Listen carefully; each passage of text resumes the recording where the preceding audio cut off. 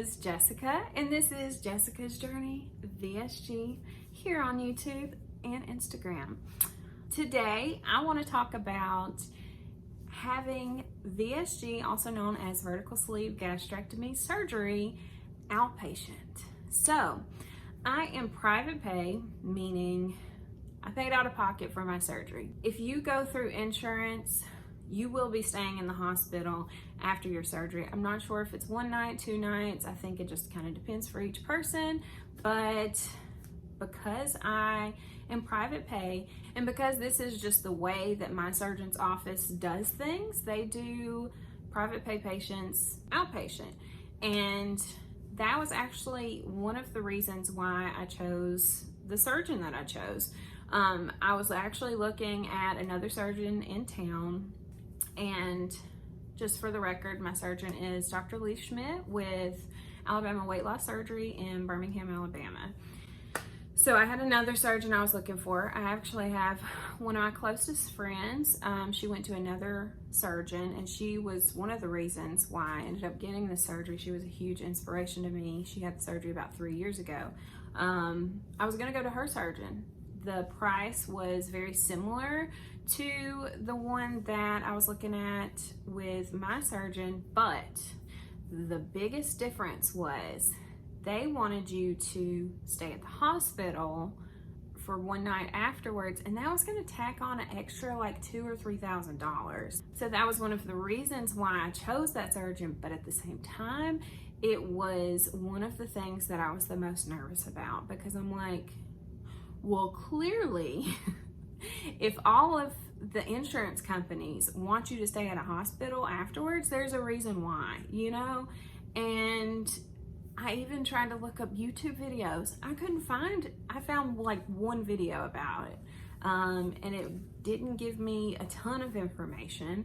And so I was just so nervous about it. So I wanted to create that video today to just let anybody else know kind of what to expect, at least with my surgeon, and everything that I went through, but just to maybe give you a little bit of peace of mind about having outpatient surgery.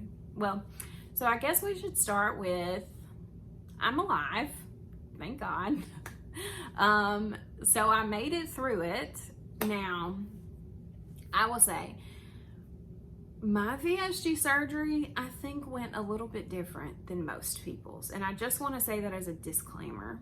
Definitely go check out my video for my 1 week post-op, because I talk more in depth about all of the things that I was going through. I will touch on it a little bit in this video, but I went through a lot in my first week. I had a lot of issues. I ended up having to go back to the hospital, go to the ER to get fluids because I couldn't keep anything down. I do want to just say that as a disclaimer, but I feel like most people, that doesn't happen to. I actually asked my surgeon, I said, is this normal? And whenever he was there in the ER to visit me, and he said, no, this is not normal. This happens maybe once a year. I have to visit people in the ER. So most people don't have to go back to the ER to get fluids, meaning they don't throw up and they don't get as sick as I did. So I do want to just say that first, but I want to walk you through the entire experience. So I had to be at the hospital in the outpatient surgery department at 6:30 in the morning. My surgery was scheduled for 8 a.m. I actually didn't know what time my surgery was scheduled at the time of getting there, but when I say they were quick, they were on it. Like, I've never seen that before. So I've had, I think, 4 surgeries prior to this surgery, and so I kind of knew what to expect, but they were on it. Like, the moment that they took me to the back, they weighed me, then they took me to my pre-op and post-op room, and immediately she stuck a thermometer sticker on my forehead. I'll insert a picture here.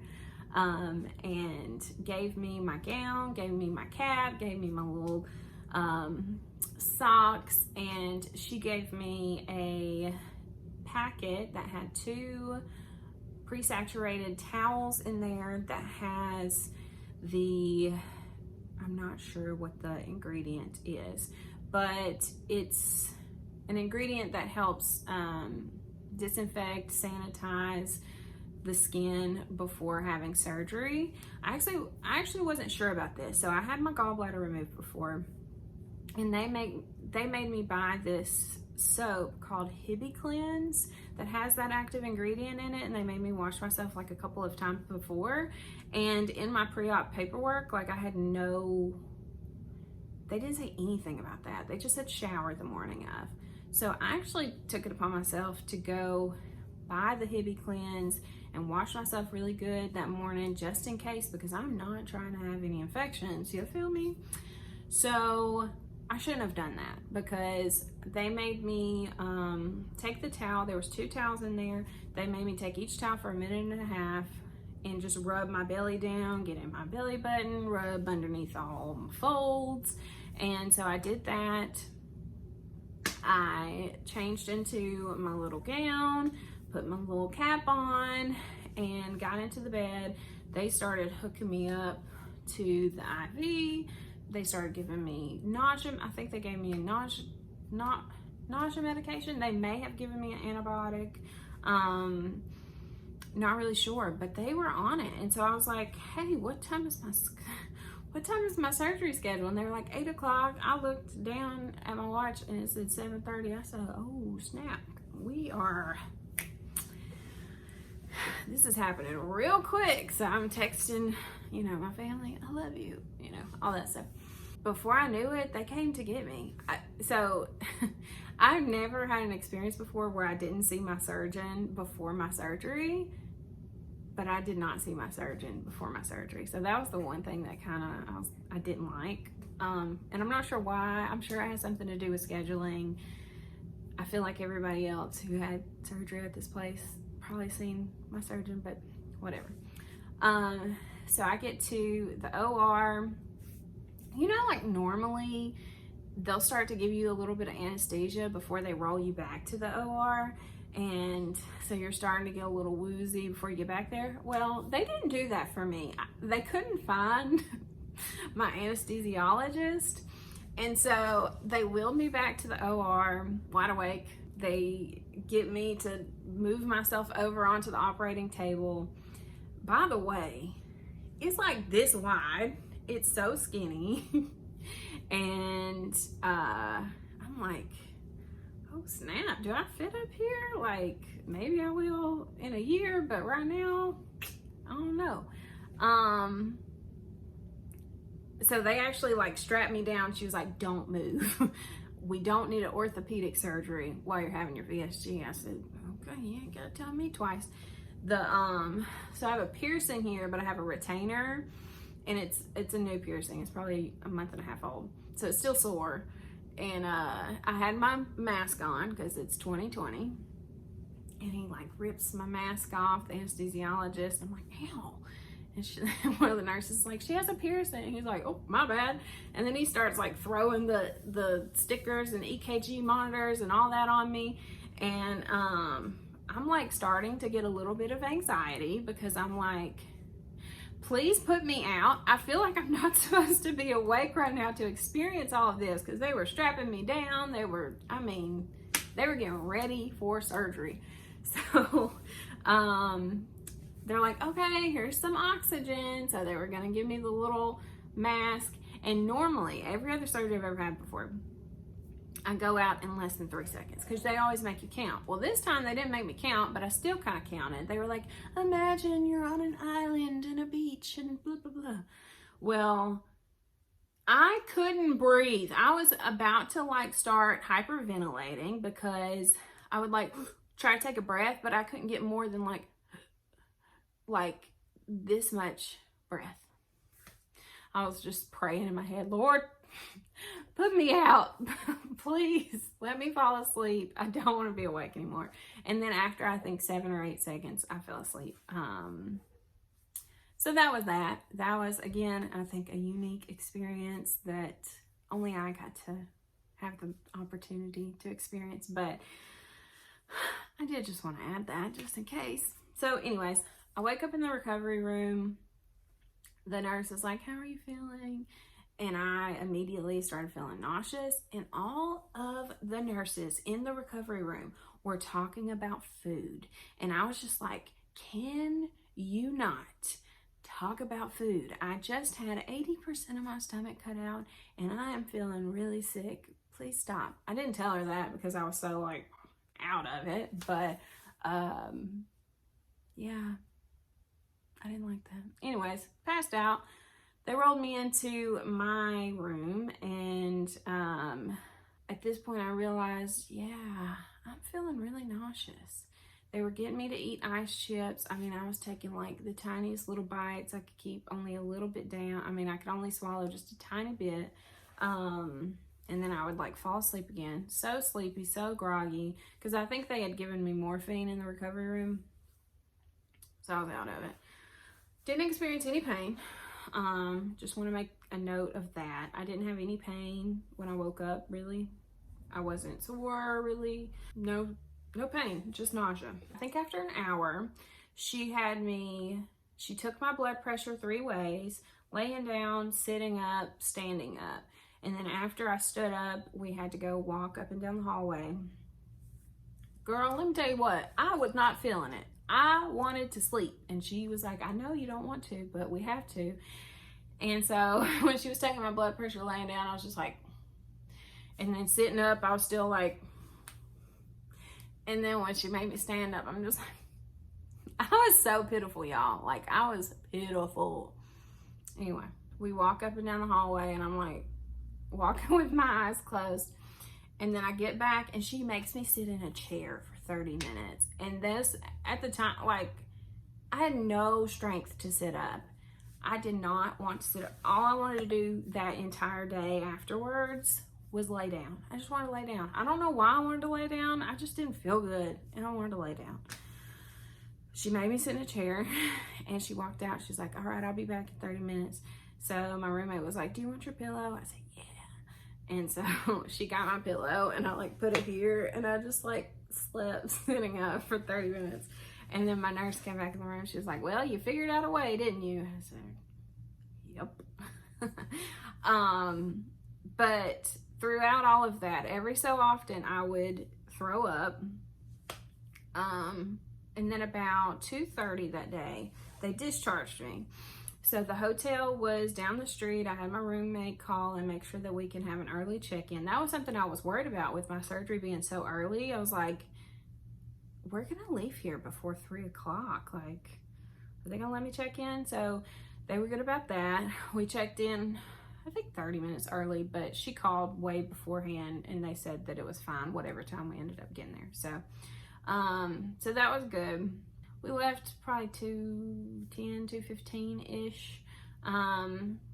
Whenever they were wheeling me out of the hospital, and I was waiting on my friend to pull her car around, threw up. When I was in the car, I was just like, oh, I did not feel good. I did not want to be in no car, let me tell you. Because I needed to walk, I ended up walking from the parking lot, from the parking lot. We didn't park super far away, but instead of her dropping me off in the front, I was like, let me just walk, because I got to walk every hour anyway. So let me just use this time as my walk. So walk in, I have my friend check in and everything. I'm sitting at the one of the tables in the lobby with my little puke bag, and I'm like pitiful. Everybody was probably like, oh God, I ain't got no bra on. I got all these loose, baggy, old clothes, and I'm just like a zombie pretty much. Get up to my room, go to sleep. From this point on, y'all, I would wake up every 15 to 30 minutes to throw up. And then after I throw up, I would get back in my bed, and all I wanted to do was sleep. Because that's the only time I actually felt okay. You know, like, I was so unbelievably sick. I don't think I've ever been that sick in my life as far as like throwing up and stuff. And I've had quite a few crazy stomach viruses where I've had to get IVs and stuff because I couldn't keep anything down. Spoiler, I had to do that this time too. But I was so sick, you guys. And then about 4 o'clock, the nurse came. And let me just say, this felt like an eternity. I got there at 2:30. My nurse got there maybe 4:15. It was somewhere between like 4 and 4:15. It already felt like it had been like 5 hours. But it wasn't even 2 hours. And she probably didn't like me because I was just like passed out in my bed, and she was trying to take my blood pressure and stuff. And she was like, "Come on, baby, sit up, talk to me." And I was like, I just had my eyes closed and I wouldn't really sit up. She was getting frustrated with me. She was like, you need to leave right now, and you need to go on a walk. You need to walk every hour. You need to do your little, what is it called? Do I have it right here? It's got a name. I don't know the name. Something thermometer. But I had to do this. The nurse that was in my recovery room said 10 times every 2 hours. Well, this nurse said, no, you need to do it every hour. I'm like, man, because let me tell you, every time I take a deep breath, oh, it hurts so bad. It hurts so bad. But anyways, so I would have to get up. I had a job. I'd have to walk, do my little breathy thing, try to drink something. Sip, sip, sip, sip, sip, they said. Well, I couldn't keep anything down. And every time I would take a deep breath, it would make me nauseous and I would throw up. It was just so terrible. I don't wish that on anybody. Again, it's not normal. Most people don't have this experience. But I do just want to mention it. Just in case, you guys. Just in case. So my nurse came to check on me one time at about 4 o'clock. I was actually expecting her to come a little bit later, but whatever. So she gave me instructions to do for the rest of the night. And then she said once I actually laid down to go to bed, I didn't have to get up every hour and walk. But every hour that I'm awake, I'm supposed to get up and walk. Well, I pretty much tried to sleep the whole time. The next morning, I had an appointment at my doctor's office at 8:15. Again, the hotel was only a mile away from the hospital, so it wasn't that far at all. Went in that morning, and it took everything in me to be able to walk up to the doctor's office. And he gave me a shot of Phenergan and a steroid shot, I believe. And they had me sit there for 15 minutes and sip on some water until I felt a little bit better. And I did feel better. Phenergan definitely works better for me than Zofran. I think that was something I forgot to mention. They gave me Zofran the day of my surgery, and I don't think that sits well with me. And maybe that's part of the reason why I had so much nausea. Or let me tell you what. Whether it made me sick or not, I don't know, but I'll tell you what it didn't do. It didn't help me feel better. It didn't help keep me from throwing up, because I was throwing up every 15 minutes. So, anyway, so my doctor gave me a shot of Phenergan and a shot of steroids, and then he wrote me a prescription for Phenergan to take home and to take as needed. So I sat there for 15 minutes and I felt better, and then went home. And that was that. That night I did end up getting sick again, and then Saturday morning, or 2 days after surgery, I did have to end up going to the ER and getting IV fluids and more nausea medicine. And you know, thinking about it in hindsight, if I would have stayed in the hospital, that wouldn't have been the case, because they would have continued to give me fluids, and we probably would have figured out the nausea thing way before I ended up getting off the, having to go back to the doctor and go back to the ER. So a part of me definitely wishes that I would have stayed at a hospital.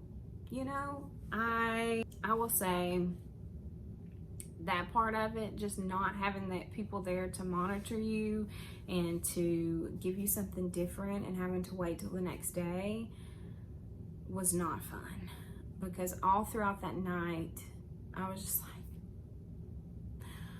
somebody help me, like, help me. Because I really thought for a minute, I thought that I was having a leak. I thought that there is something wrong with my stomach. This is not normal. Like, I am throwing up every 15 minutes. Like, I can't even sleep. It was terrible. But then a part of me was glad that I was in my hotel room, because if I would have been in the hospital room, they would have made me sit up.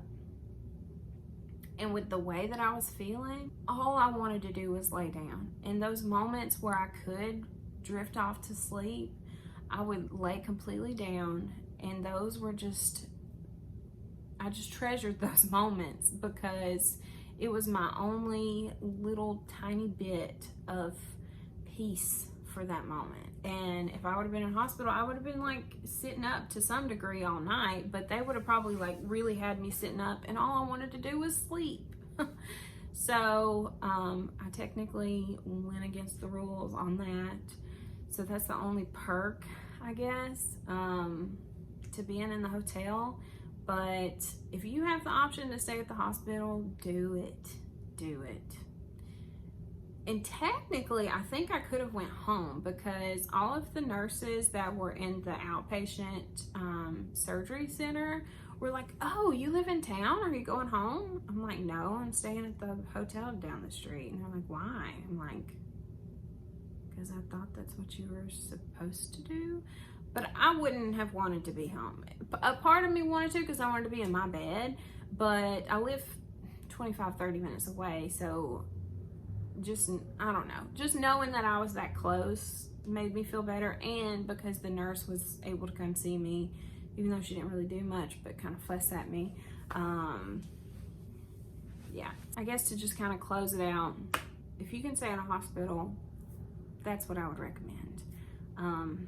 If you could go through your insurance to pay for the surgery, obviously do that. Yeah, you got to go through the 6-month pre-op thing. So what? You have the rest of your life to benefit from the surgery. Editing Jessica here. I don't feel like I was super clear with my advice that I would give people, so I wanted to just make it super clear in what I was trying to express, which is, if you can go through your insurance company, go through your insurance company. If you are private pay and you have the option of choosing a doctor that does an outpatient program and one who does not, and if you can afford the extra couple of $1,000s to stay with the doctor that does keep you in the hospital, you probably will want to do that just to ensure that you have the care that you need. However, even with all of the complications that I had, I personally don't think that I would have paid an extra couple of $1,000s just to be able to have those fluids and medication right then. Even though I felt terrible, I would rather save the money in the long run. So to wrap it up, it's just going to be a personal choice. Weigh your options and decide what works for you. But that's what you can expect having surgery outpatient. I hope that this is helpful for you. I hope that I was able to give you as much information as possible. And I hope that you have all the success in the world with VSG or without. Just going through your journey and taking steps to better your life and to live a healthier life. So please be sure to watch my next video and subscribe if you're not already subscribed, and definitely check me out on Instagram too. It is Jessica's Journey _VSG, and I will have that link down below in my description. But until next time, you have a blessed day, and I will see you in the next video. Bye.